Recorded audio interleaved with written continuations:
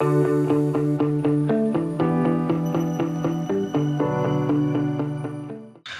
everybody, we're back. And so in this video, we're going to cover section 6.2, where we look at how changes in income and prices affect consumption choices. Okay. Our learning outcomes, we've got a few learning outcomes here. We want to explain how income, prices, and preferences affect consumer choices, contrast the substitution effect and the income effect, utilize concepts of demand to analyze consumer choices, apply utility maximizing choices to governments and businesses. And that's it. All right, so let's again revisit quickly the budget constraint model.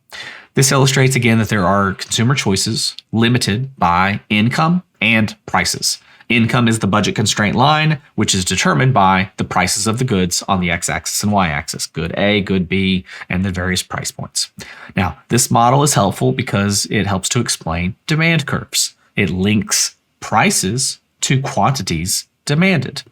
In this section, we're going to focus on what happens when the variables of income and prices change. And those are the variables, right? Income defines the budget constraint. The prices define the X and Y axis. All right. So again, income, prices, and preferences, that's what affects our consumer choices. Changes in income or price are going to either shift or rotate the budget constraint. Now, if it's a change in income, it's a shift of the budget constraint. It shifts to the right. If you have more income, it shifts to the left. If you have less income. All right. Now, if a price changes, generally speaking, we use the ceteris paribus principle to say that if a price changes, it's only going to be one price change, not both of them. So if it's, whatever on the x-axis and the y-axis, we're only dealing with one at a time. So the x-axis price may change or the y-axis price may change, which means that the other one is not changing. So that line can't just shift. It can't just shift over. It's got to actually stay anchored at one point, and then it can rotate. But at one point, it has to stay anchored. The other point, it can move because that's the price that's changing. Down here, that's the price that's changing. So make more sense when I'm not using my arms, maybe. All right. So I think we covered that. So think about here, Kimberly's spending on concert tickets. She's got $50 for concert tickets. And she also needs to spend money on overnight stays. And that costs $200. Okay. Now, at point M here on the budget constraint, we have the original utility maximizing choice, where she's got $1,000 to spend in total. That's her budget, $1,000. And the entire line here represents $1,000, right? 20 concert tickets at $50 each, or 5 overnight stays at $200 each, right? Point M is her utility maximizing choice, where she has 3 overnight stays and 8 concert tickets. Now, what's happening in the rest of this graph? It's if she gets a raise and her income increases from $1,000 to $2,000, notice that the entire budget constraint line has now shifted over to the right, where she can afford more overnight stays. Now she can afford 10 overnight stays because she's got $2,000, or she can buy 40 concert tickets. So her entire budget constraint has shifted over to the right. And now there are other additional points to consider along the budget constraint, because if she's got more money, does that change her preferences? Does that change her utility maximization? We probably assume that it will, because of the law of diminishing marginal utility, right? Yes, she could continue to buy 3 and buy 8. The closest equivalent of that might be that now she's got more money. She'll buy 5 concert tickets and 5 overnight stays and 20 concert tickets. That would be roughly in line. But what if she wants more overnight stays? What if she wants more concert tickets? If she buys more overnight stays, is she experiencing a bigger decrease in marginal utility versus the concert tickets? Does she have a preference for one over the other? We don't really know. But what these dashed lines here are doing for us is it's showing us that At any point underneath this line here, where I'm drawing my cursor, she is choosing, now that she has more money, to take more overnight stays and less of the concert tickets, because before she was at 3 concert tickets, or no, 8. She was at 8 concert tickets. Here she's only buying 4 concert tickets. She has more money, but she's buying fewer concert tickets. So what does that mean?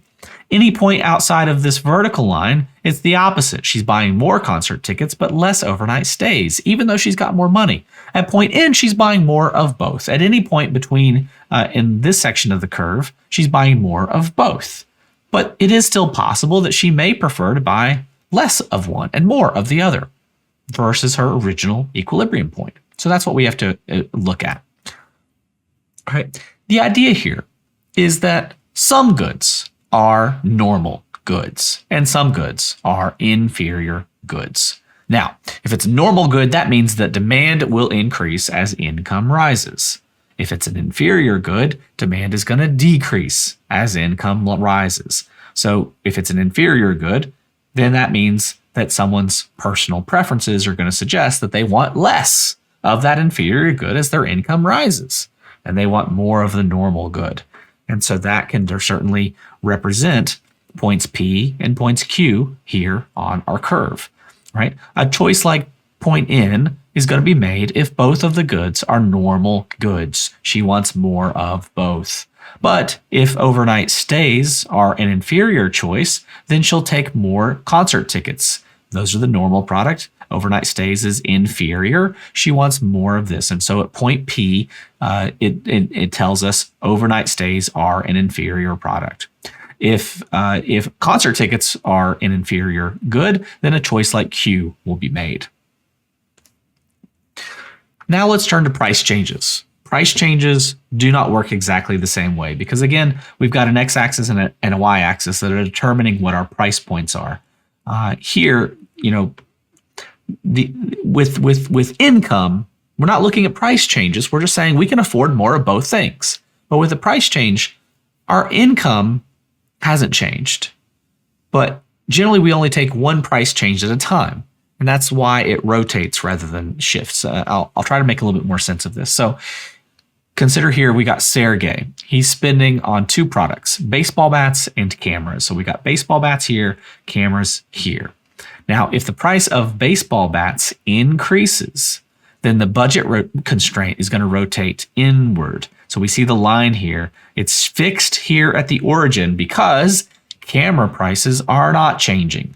But down here, baseball bats, the price has increased, which means at his level of budget, he cannot buy as many, so the quantity is decreasing to the left. And so the entire budget constraint is rotating inward to represent that he cannot buy as much as he once did.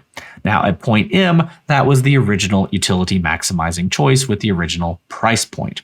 The dashed lines here, again, show that whether the new consumption choices involve less of both goods, assuming they're normal, like point J here, assuming they're normal, then he'll buy less of both goods. But if they're inferior, he'll buy somewhere outside of these lines, like at point H or point L.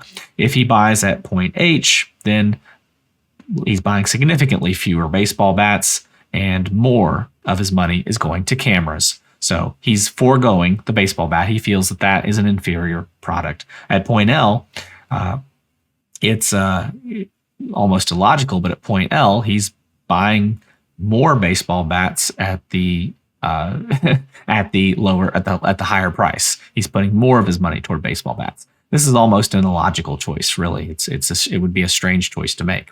And then at point K, he's basically saying that for him, the quantity of baseball bats is inelastic. He needs how many that he needs. And so he chooses to instead spend less money on cameras. He continues to spend the same quantity on baseball bats, but he decreases the quantity of cameras. All right.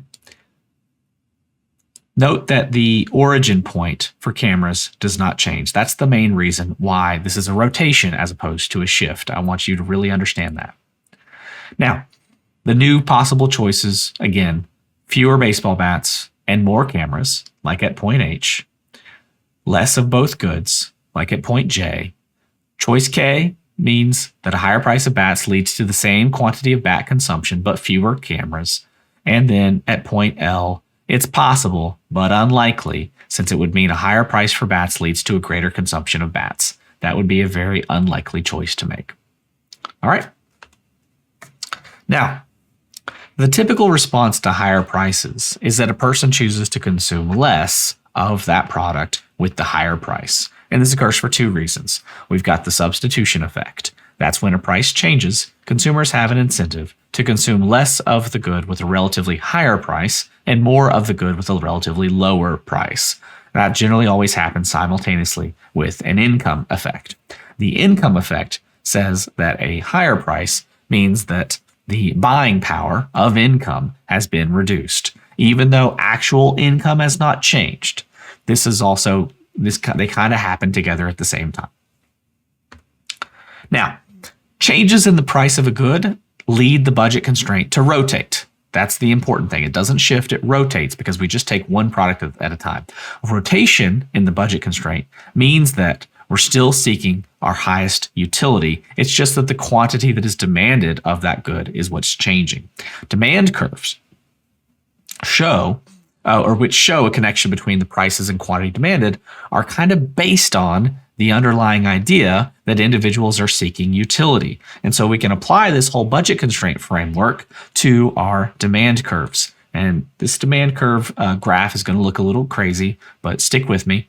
Here, we've got the first one here is our budget constraint diagram. And so we can see price increases for housing. Everything else price is staying the same, but housing keeps shifting to the left, which means it is increasing in prices, which makes sense. That's reality. That's literally what's happening. And so the equilibrium point, or not the equilibrium, but the utility maximizing point is gradually changing at the same time. And so what that means is people are buying less housing and more of everything else, or at least as a percentage of their budget, they're spending less on housing and more of everything else because housing is getting more expensive and hard to pay for. So they're opting for cheaper houses and whatever else. All right. Here, then, you can see how that relates to the actual, to the demand curve, right? This is the budget constraint on top, but this is the actual demand curve and how there are various points of equilibrium along the demand curve. Not exactly equilibrium because we don't know where the supply here is. Supply is necessary for equilibrium, but we have different quantities based on the pricing of housing. So demand will decrease for housing as the price increases. That's what we're seeing from point E0 to E1 to E2 to E3, that the quantity demanded is decreasing because the price is increasing.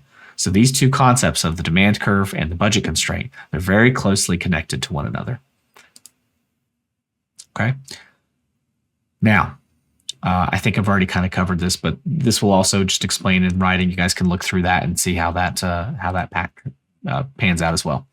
So there are a lot of practical applications of these budget constraints. If we think about, for example, the price of utilities, price of energy, when we have increases in energy prices, that reduces the demand for energy and for other goods like vacations and dining out because you have less money to spend. If you have less, if prices increase on luxury goods, you have to spend less on those items, right? So we try to be careful about that. Taxes on specific goods like alcohol and cigarettes cause the budget constraint to pivot to the left because prices just went up, and it then decreases the consumption of those taxed goods and their related items maybe as well, like restaurant snacks. So we want to be careful when we impose taxes because generally speaking, taxes are going to lead to a decrease in consumption. We see that in the budget constraint.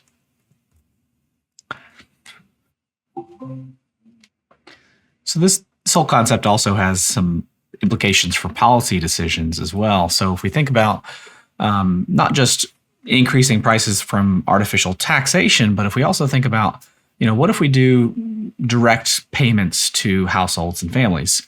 In the UK, they did this in the 1970s. They had a child allowance policy where payments were made to mothers. And those payments, they were able to track those and found that they directly led to increases in spending on items like childcare and women's clothing and meals. And they led to decreased spending on alcohol and tobacco, which illustrates the idea that who receives the money matters when it comes to policy implications. Now, this kind of sounds like a universal basic income, except less universal because it's only for a very small group of people. But it's not too different from that concept. We probably don't have time to cover UBI in this video, but we like to study that kind of thing. I mean, what happens when people have more money? Where do they choose to spend that money? That's an important point when it does come to a UBI conversation. All right, so up until this point, we've been operating under the utility maximizing framework, which combines prices and income and preferences and tries to provide a clear explanation of consumer behavior. The assumptions in this framework are that consumers aim to maximize satisfaction within their constraints, and budget constraints influence consumption across all goods. Now, this framework has practical applications. It helps to explain demand curves. It helps to explain the effects of price changes, and it helps to explain, the impact that policy decisions will make. But I think it's important to remember here that this is just one framework. It's not the only framework. In the next section, we're going to deal with a different framework that tells us a little bit more about some of the problems that we have with the utility maximizing model. And that's going to be covered under this umbrella term of behavioral economics. So in that video, I'm going to go in a little bit more depth on this stuff. Hey, Bubby. Sorry. What is it? Okay. Anyway, I will see you all in that video. Have a good one.